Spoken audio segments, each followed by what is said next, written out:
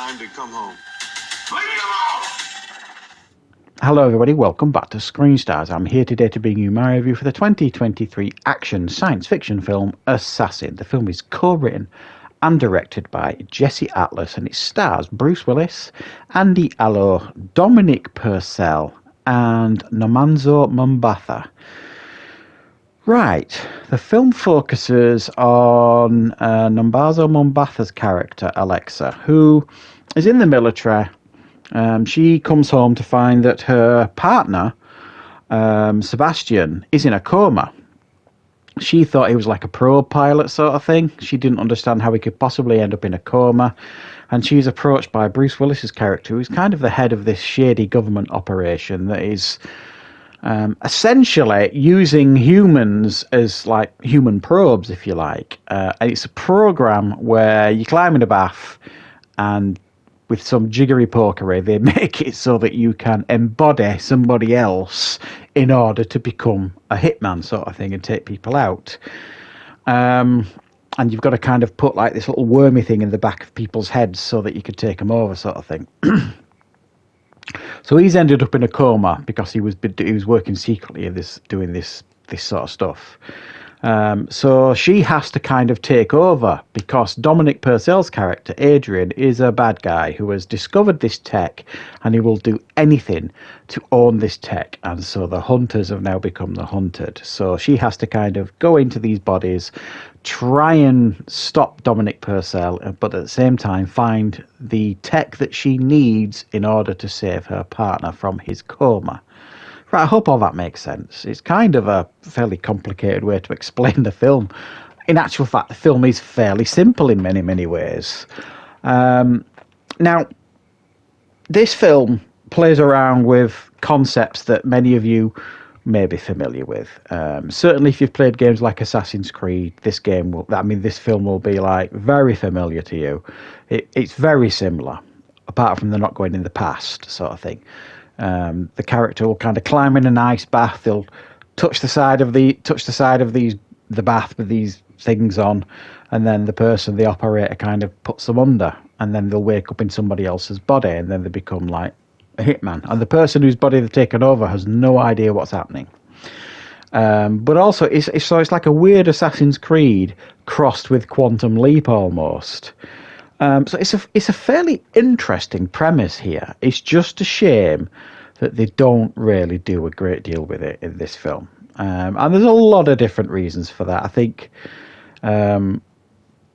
it's one of those films that kind of breaks its own rules sort of thing.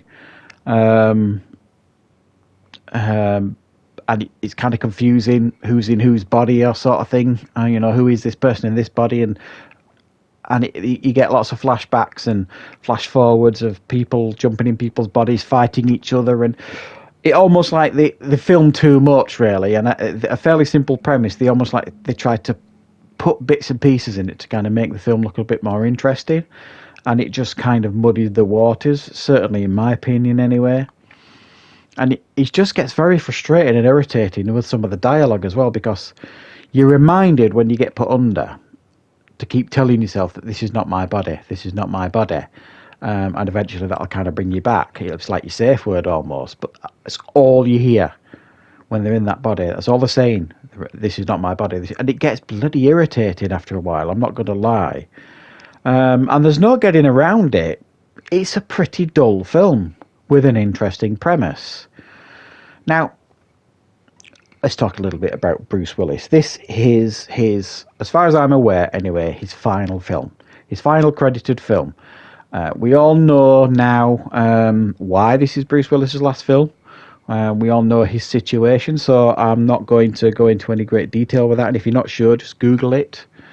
Much has been said about Bruce Willis these last few years in regards to his choice of films and stuff like that. I'm not here to comment on that either, really.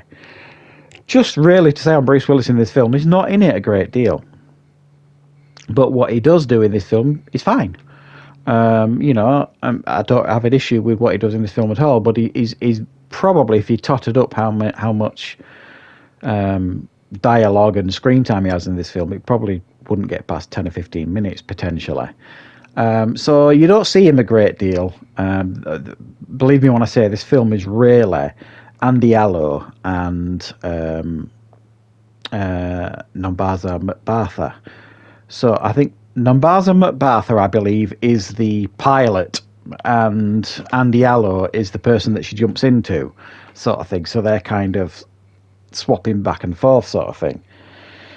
And for an action film, there's not really what I could describe as a great deal of action. It's more of a thriller, really, with science fiction elements. Obviously, you know, the technology and the themes of this film is clearly science fiction.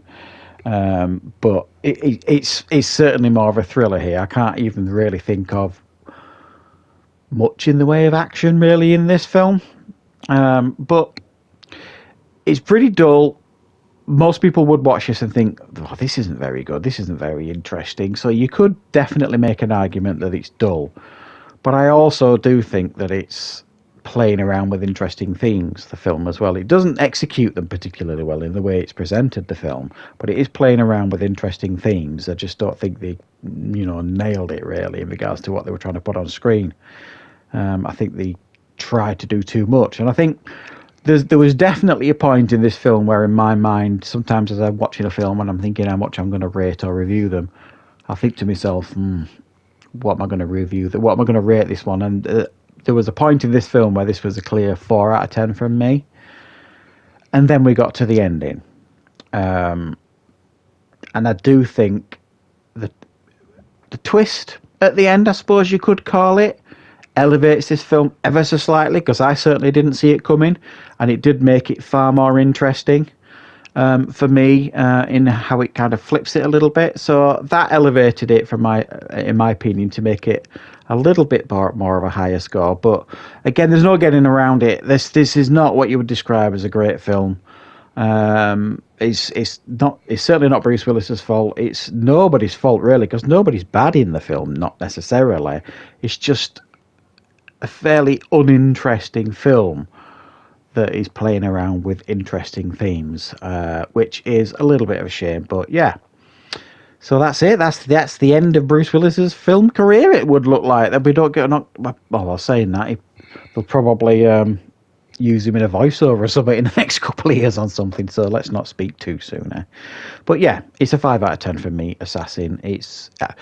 If you look at Bruce Willis's films over the last 5 years, this is certainly not amongst the worst, but it's certainly not one that's going to stand proudly in his filmography at the same time. So thanks for watching, guys. I hope you enjoyed this review. I will be back with more reviews and content on the channel very, very soon.